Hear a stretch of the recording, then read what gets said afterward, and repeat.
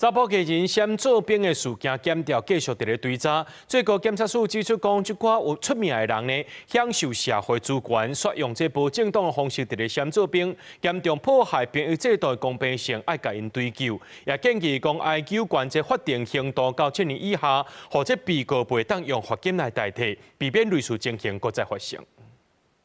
艺人闪做兵的案件持续烧，检方最近发动第3波的行动，包括艺人陈碧林、邱吉凯和昆达等人都已经认罪。最高检24阁发出新闻稿，指出讲，少数知名人士是充分享受到社会资源，所以用无正当的手段闪做兵，严重破坏兵役制度的公平性。检察机关应该愈严愈紧来追究。 只要是重大不当的违法逃避兵役，我们一定会严加追诉。法院判决太轻的，我们会依法提起上诉，我们一定会上诉。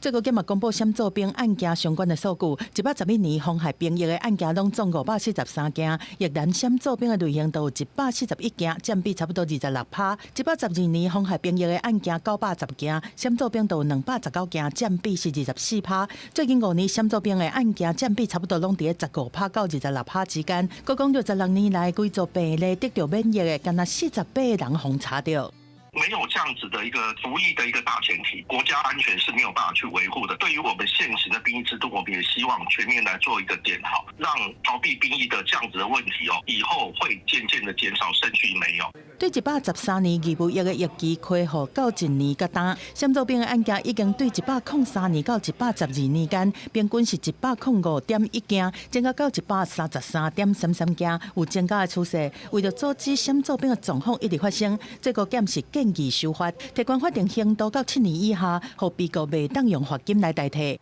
兵役上的这个公平性以及所谓战力的维持我想优质的这个退伍人力仍然能够纳入在后备役中作战时的随时达到的一个高标。 专家认为，除了法规的调整，嘛应该强化予役男对做兵有认同感和公平感，唔是单纯的义务和责任尔，可能安尼就会当改善像这种闪做兵的情形。记者综合报道。